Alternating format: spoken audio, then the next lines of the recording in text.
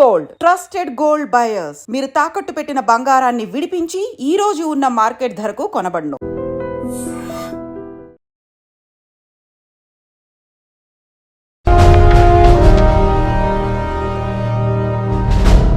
So మీ ఇంట్లో ఉన్న drivers కానీ మెయిట్స్ కానీ మీ వైఫ్ని చివరిసారిగా ఎప్పుడు చూసామన్నారు? వెనస్డే ఈవినింగ్ చూశారట. డ్రైవర్ డ్యూటీ అయ్యాక ఇంటికి వెళ్ళేటప్పుడు రేపొద్దున ఎన్నింటి రావాలమని నా వైఫ్ని అడిగాడట. ఎప్పట్లా వస్తే చాలని తను చెప్పిందట. ఆ తర్వాత ఎవరూ తనను చూసినట్లేదు. ఆ రోజు మీరు ఎక్కడున్నారు సార్? హైదరాబాద్లో ఓ టీవీ ఛానల్ మీటింగ్ అని వెళ్ళాను. లాస్ట్ ఫోన్ మీ వైఫ్కి ఎప్పుడు చేశారు? Next day morning. Phone switch ఆఫ్లో ఉంది. మోస్ట్లీ తన ఫోన్ స్విచ్ ఆఫ్లోనే ఉంటుంది. అందుకే నేను పెద్దగా పట్టించుకోలేదు. ఎప్పుడు మీకు డౌట్ వచ్చింది? ఆ రోజు నైట్ వరకు నాకు రాలేదు. దీన్ని ఇష్యూ చేయటం ఏం బాగుంటుందని ఎవరికి చెప్పలేదు. ఆ తర్వాతే నేను కమిషనర్ దగ్గరికి వెళ్ళి కంప్లైంట్ చేశాను.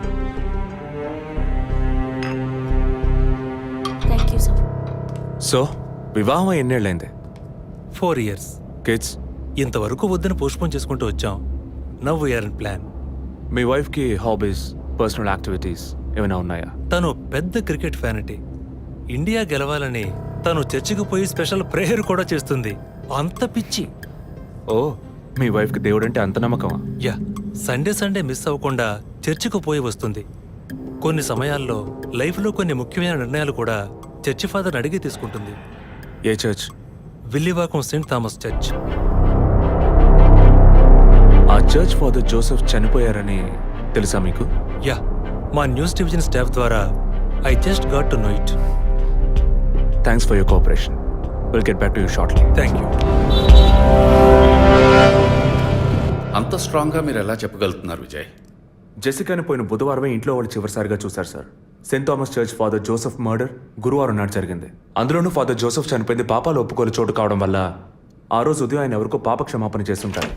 అది జెసికానే ఎందుకు కాకూడదని నా అసంప్షన్. Good morning sir. రండి స్టీఫెన్, కూర్చోండి. Vijay, yes sir. Father death case వీరే డీల్ చేస్తున్నారు. Hello sir. Hello. Vijay handle చేస్తున్న కేసులో కనిపించకుండా పోయిన అమ్మాయి ఫాదర్ మరణించిన టైంలో పాప క్షమాపణ కోసం వచ్చి అక్కడ ఉన్నందువల్ల ఈ హత్యకి ఆ అమ్మాయికి సంబంధం ఉండొచ్చేమో అని వీరు అనుమానం. ఉండొచ్చు సార్. మనం అలా అనుమానిస్తే ఫాదర్ చనిపోయిన సమయంలో బయటికి వెళ్ళిన వాచ్మెన్ దగ్గర నుంచి బెల్ కొట్టేవాడి వరకు అనుమానించాలి. It is simple. ఒక చర్చి ఫాదర్గా వారి సర్వీస్కి వంక పెట్టలేం. కానీ వారి పర్సనల్ లైఫ్ ఎంక్వైరీ చేసినప్పుడు వారికి ఒకసారి బైపాస్ సర్జరీ జరిగినా మరోసారి సర్జరీ చేయాల్సి వచ్చింది.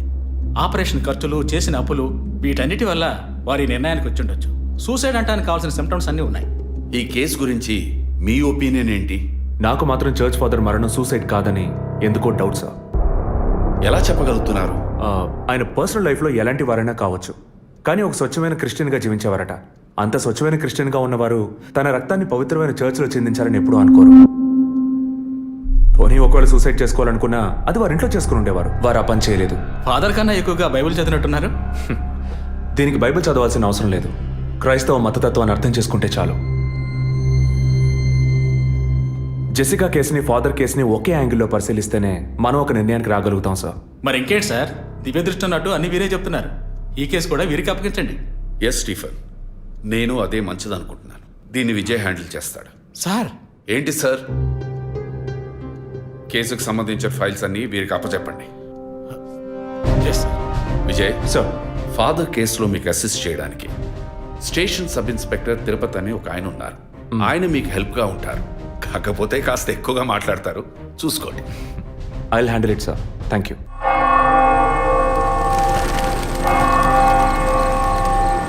అడుక్కుంటే ఇస్తాడు, వేడుకుంటే తీరుస్తాడు, నిజమైతే గెలిపిస్తాడు యేసు. అడుక్కోండి.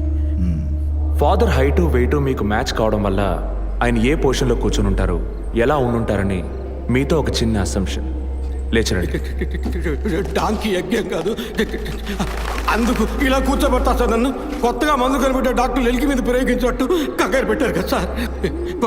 ఫాదర్ ఎలా కూర్చున్నారో, ఎలా పడిపోయారో, ఎప్పుడు చనిపోయారో, ఇప్పుడు ఎక్కడున్నారో. కాకపోతే ఒకటి, father no more, I miss more. That is the difference. Commissioner గారు చెప్పింది కరెక్టే. కమిషనర్ గారు ఏం చెప్పారు సార్ నా గురించి? చెప్పారులే. పీసీ భానుమతి విషయమా? తెలిసే ఛాన్స్ లేదే. నా ప్రమోషన్ విషయమా? మనకంత సీన్ లేదే.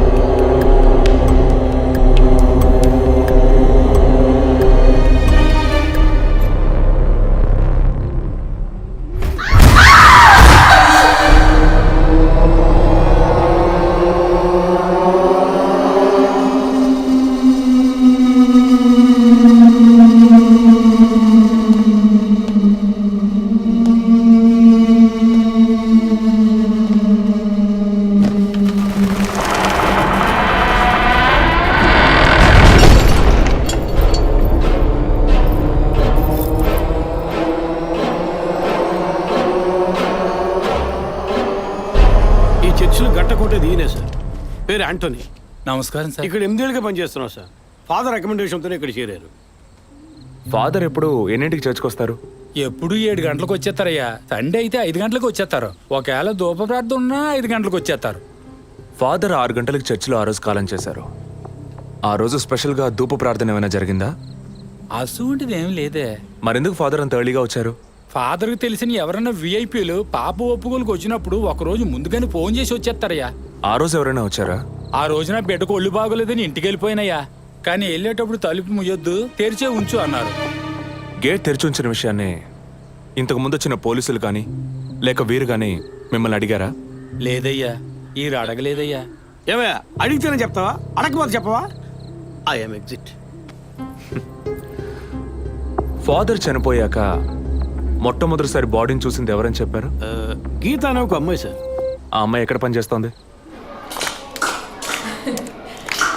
The wheels on the bus go round and round, round and round, round and round. The wheels on the bus go round and round, all the way to Chennai City. Geetha, police department నుంచి నీకోసం ఇద్దరు వచ్చారు. కారిడార్లో wait చేస్తున్నారే. సరే వస్తానని చెప్పు.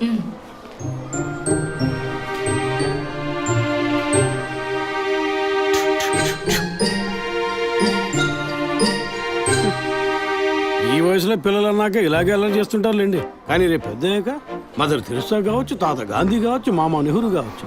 కానీ నాలా మాత్రం కాలేరండి.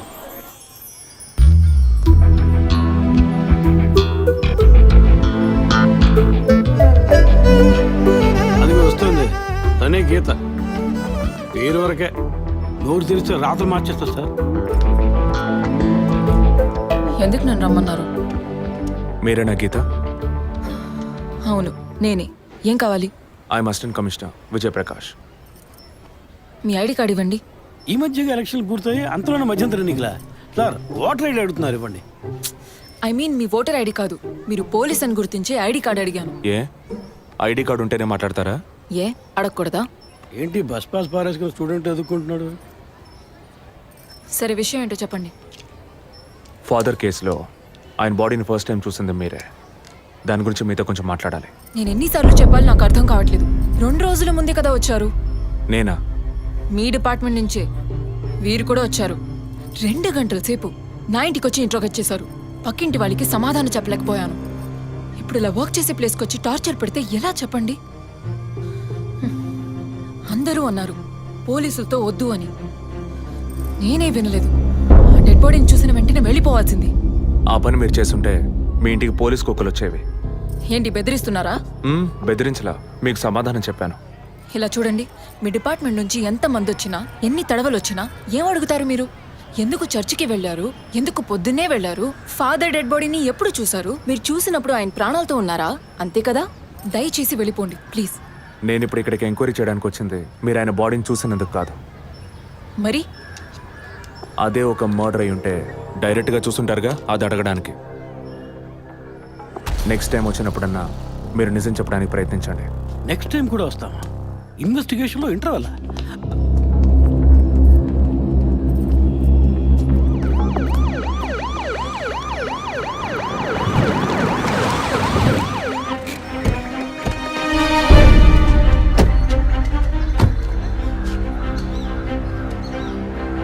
సార్ అదే గీత ఇల్లు. వెళ్ళి చూసిరండి. ఆ ముసలాన్ని మళ్ళీ చూడాలా?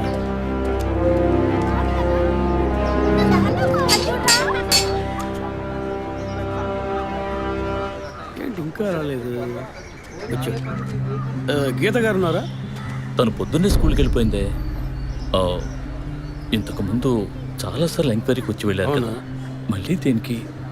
ఏం లేదు, ఏసీ కొత్త రీ ఎంక్వైరీ చేయాలంటున్నారు. వస్తే విషయం చెప్పండి, సరేనా? సరే సార్. ముసలాడు చెప్పింది ఏసీ గిరిపించే ఉంటుంది. అయినా మళ్ళీ మనం చెప్పాలి కదా, ఏదో గాడిచ్చాకి. సార్ పొద్దున్న స్కూల్కి వెళ్ళారట, ఇప్పుడేంటి సార్ మళ్ళీ మన స్కూల్కా? అక్కర్లేదు, స్టేషన్కి తనే వస్తుంది.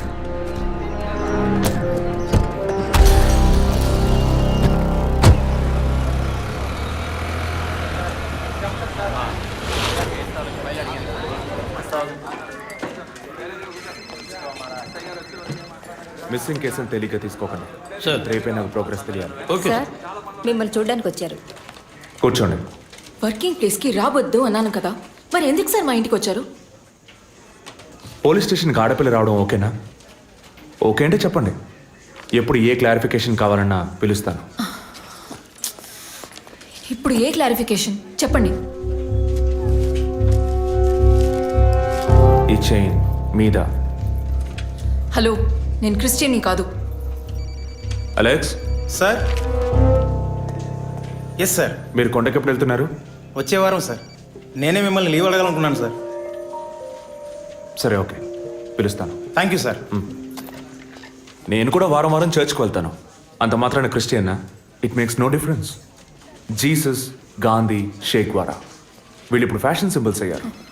ఇలా చూడండి, మొదట ఆ చైన్ నాది కాదు. నెల నెల చర్చ్కి వచ్చే ఫండ్స్ నుంచి స్కూల్కి ఇచ్చే డొనేషన్ ఫాదర్ ద్వారా నేనే తీసుకొస్తుంటాను. అందుకే ముందు రోజు ఈవినింగ్ ఫాదర్తో ఫోన్లో మాట్లాడి నెక్స్ట్ డే మార్నింగ్ 7:45కి నేను చర్చ్కి వెళ్ళాను. నేను లోపలికి పోయి ప్రేయర్ హాల్లో చూస్తే అక్కడ ఫాదర్ లేరు. సరే, నీ కన్ఫెషన్ హాల్లో పోయి చూస్తే అక్కడ ఫాదర్ చనిపోయి ఉన్నారు. ఆ తర్వాత ఎలా బయటకు వచ్చానో నాకు తెలీదు. స్కూటీ ఎక్కి బయలుదేరటమే నాకు గుర్తుంది. స్కూటీలో 7:45కి మీరు వెళ్ళానంటున్నారు. చర్చ్ ఎంట్రన్స్లోకి వెళ్ళాక గేట్ సగమే తెరిచుందా లేక పూర్తిగా తెరిచుందా? పూర్తిగానే తెరిచింది. బండిని చర్చ్కి లెఫ్ట్లో పార్క్ చేశారా, రైట్లో పార్క్ చేశారా? రైట్లోనే పార్క్ చేశాను. సైడ్ స్టాండ్ వేశారా, సెంటర్ స్టాండ్ వేశారా? ఎందుకు? జస్ట్ ఆన్సర్ మీ. సైడ్ స్టాండే వేశాను. లాక్ చేశారా? చేశాను. అప్పుడు మీ ముఖాన్ని తప్పకుండా అద్దంలో ఒక్కసారైనా చూసుకొని ఉంటారు. అద్దానికి కేసుకి లింక్ ఏంటబ్బా? ఆ సమయంలో చుట్టూ ఎవరైనా ఏదైనా మూవ్ అయినట్టు తెలిసిందా? లేదు. Any car, bike? లేదు. తప్పకుండా చూసుంటారు మీరు. ఒక్కసారి ఆలోచన చూడండి. బికాస్ ఫాదర్ చనిపోయిన టైము, మీరు చర్చిలో ఉన్న టైము మోరాలస్ ది సేమ్. ఇంత డీప్ ఇన్వెస్టిగేషన్ అవసరమా? అవును, అక్కడ ఒక కారు ఉన్నట్టే అనిపిస్తోంది. ఇది మనకి చెప్పలేదే, మనం అడిగితే కదా చెప్పేది. ఈ కార్ ఏమో చూడండి. అవును, ఇటువంటిది అయ్యుండొచ్చు. కారులో ఎవరైనా ఉన్నారా? లేరు. నిజంగా? అదే ఎవరు లేరని చెప్తున్నానుగా. Okay, cool. తర్వాత? ఆ తర్వాత చర్చ్ లోపలికి వెళ్ళాను. మొత్తం 3 ఎంట్రీలు ఉన్నాయి. మెయిన్ ఎంట్రీలోంచి వెళ్ళారా లేక సైడ్ ఎంట్రీలోంచి? మెయిన్ ఎంట్రీ క్లోజ్ చేసింది, అందుకే సైడ్ ఎంట్రీలోంచి వెళ్ళాను. సరే, మరి తిరిగి వచ్చేటప్పుడు ఎటు నుంచి వచ్చారు? అదే వచ్చే కంగారులో ఎట్నుంచి వచ్చానో ఏమో గుర్తులేదంటున్నానుగా. అక్కడ ఏదైనా మిస్ చేసుకున్నారా? లేదు. ఆలోచించి చెప్పండి. లేదు. ఏంటి ఇన్వెస్టిగేషన్ టైంలో గిఫ్ట్ ఇస్తున్నాడు, జడ్జిమెంట్కి అందడం లేదే. Is this yours? స్కూటీని తీసేటప్పుడు కీచైన్ని మిస్ చేసుకున్నాను. కింద పడ్డ కీ తీసాక మీరు ఒక భయంతో కంగారుతో బండి స్టార్ట్ చేస్తుంటారు. అప్పుడు ఆ కార్ అక్కడుందా?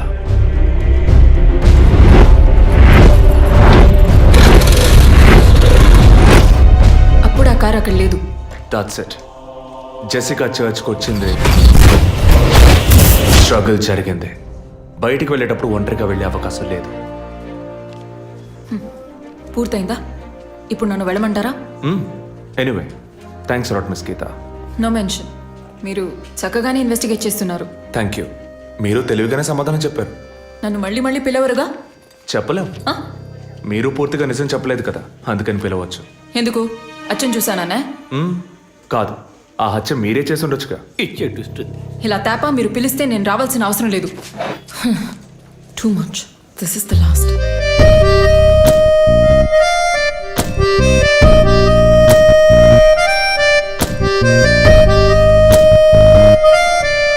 తిరుపతి సార్, మీరు ఎలా ఫీల్ అవుతున్నారు? ఈ అమ్మాయి చాలా మంచి అమ్మాయి సార్. నేను కేసు గురించి అన్నాను. అదే సార్ నేను అన్నది. ఈ అమ్మాయి కేసుకి బాగా కోఆపరేట్ చేస్తాం. మీరు ఓ పని చేయండి. చెప్పండి సార్. ఓ 2 రోజులు లీవ్ తీసుకోండి. ఏసీకి హీట్ ఎక్కింది, ఎప్పుడైనా ప్యాలెన్స్. సార్, ఈ కేసు నేను ఇంట్లో ఉంటే డీల్ చేస్తాను సార్. I'm exit.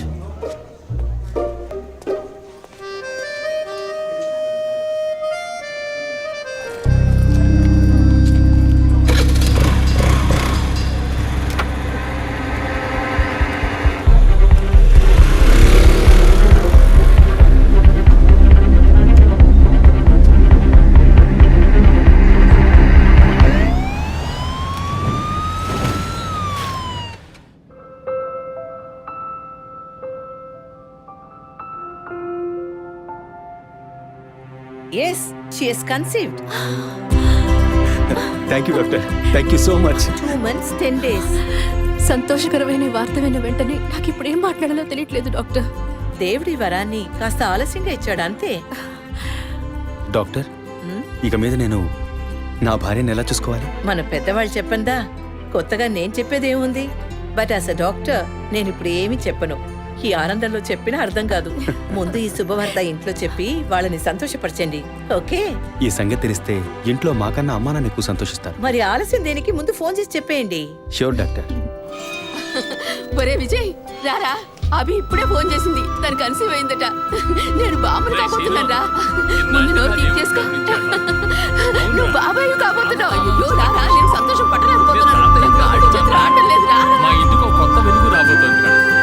ముందు మా కులదైవాన్ని రక్షించుకోవటానికి కొంచెం ముక్కులన్నీ తెచ్చుకుంటాం.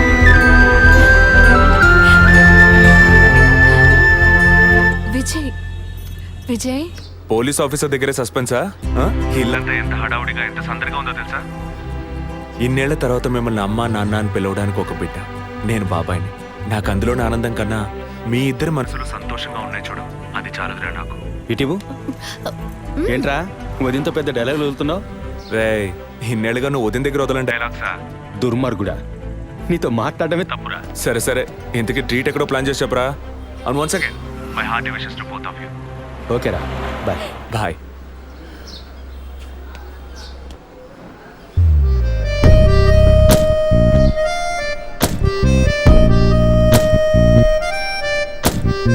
ఇల్లు మారితే తెలీదా?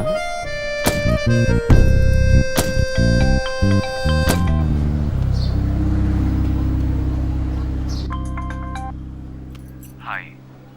అసలేం కావాలి మీకు? కేసు విషయంగా మిమ్మల్ని చూడాలి.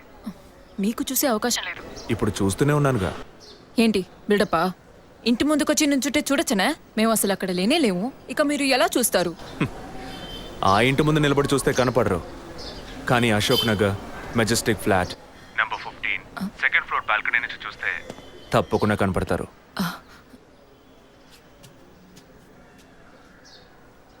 హాయ్. ఇక మీద మీరు ఇంట్లో ఉన్నారా బయటికి వెళ్ళారా అని ఫోన్ చేసి తెలుసుకోవాల్సినంత అవసరం లేదు. ఎందుకు తెలుసుకోవాలి? కేసు విషయంగానే. హత్య చేసుంటాననే? కాదు, హత్య చేయడానికి స్కెచ్ వేసి ఇచ్చినందుకు. ఓ పోలీస్ ఆఫీసర్ అయ్యుండి ఇలా ఫ్లర్ట్ చేస్తున్నారే, ఇదేమైనా కరెక్టా? ఫ్లర్టా? డైలీ లేవగానే ఒక కప్పు కాఫీ తాగితే ఎనర్జీ వచ్చినట్టు, వర్కౌట్ చేస్తే రిలాక్స్ అయినట్టు మీతో మాట్లాడుతుంటే నాకు అనిపిస్తుంది. 6 నూరైనా మీరు ఈ కేసుని పూర్తి చేయకూడదు. ఒక చిన్న క్లూ కూడా దొరకకూడదు. ఇది నా శాపం. చిన్న క్లూ అక్కర్లేదు, ఓ పెద్ద క్లూనే కావాలి.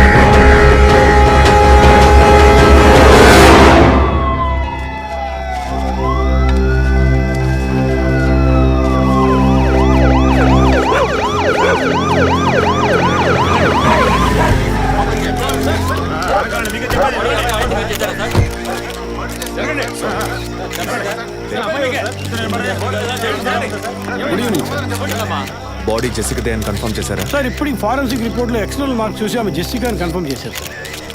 పోస్ట్ మార్టం ఇక్కడే జరుగుతుందిగా? ఎస్ సార్, బాడీ బాగా డీకంపోజ్ అయినందువల్ల సీన్ ఆఫ్ క్రైమ్లోనే పోస్ట్ మార్టం చేయమని కమిషన్ ఆర్డర్ సార్.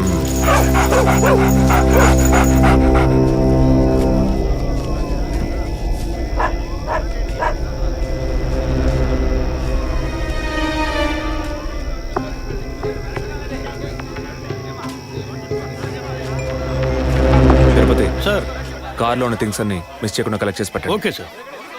తన హస్బెండ్కి ఇన్ఫార్మ్ చేశారా? ఇప్పుడే ఇన్ఫార్మ్ చేశాను సార్, కానీ ఈలోగానే ఛానల్స్ వాళ్ళందరూ వచ్చేసారు సార్. పోస్ట్ మార్టం ఎక్కడ జరుగుతోంది?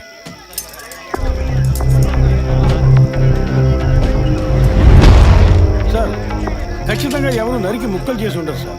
బాడీ పూర్తిగా కుళ్ళిపోయినందువల్ల ఇక్కడున్న కాకులు గద్దలు కుక్కలు పీకుంటాయి సార్. సార్ ఇంకో 10 minutes ఇంటర్న్స్ అన్ని కంప్లీట్ అవుతాయి. ఆ తర్వాత మీకు ఫుల్ డీటెయిల్స్ తెలుస్తాయి sir. Okay, I'll be around. Okay sir. Jessica దొరికితే ఫాదర్ విషయంలో ఏదైనా క్లూ దొరుకుతుందని ఆశించాం. ఇప్పుడు తనే లేదు. పాపాన్ని క్షమించే ఫాదర్ ఇప్పుడు ప్రాణాలతో లేడు.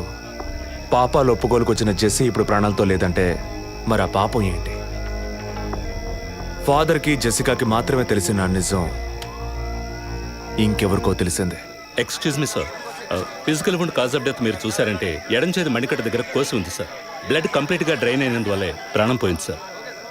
And one more important thing sir, she was pregnant.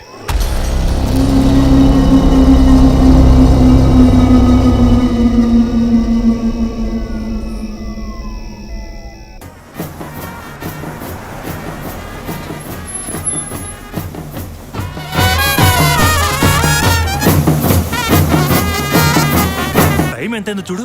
చెప్పానన్నా sir minister లైన్లో ఉన్నారు. అయ్యా లేటు గీటు ఏం లేదయ్యా, తొందర ఏం లేదు, నిదానంగా రండి. మీరు అమ్మ వచ్చి గాజులు వేస్తేనే కదా ఫంక్షన్ నిండుతాను.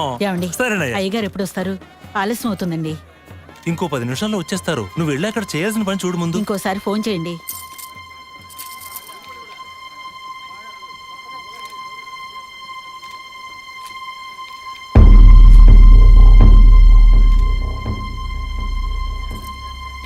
సంతోషంగా ఉండాల్సిన వేళ మొహం అలా పెట్టుకున్నావంటే తట్టుకోలేకపోతున్నానమ్మా. ఇప్పుడు ఏమైందని?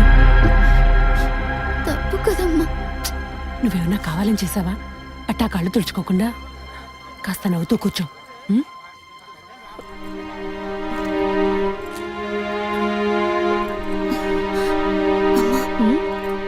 నేను రెస్ట్ రూమ్కి వెళ్ళొస్తాను.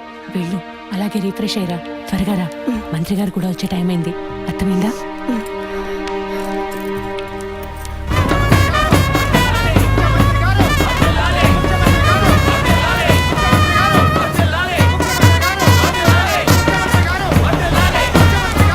నమస్కారం అయ్యా. రండి. చాలా సంతోషం అయ్యా.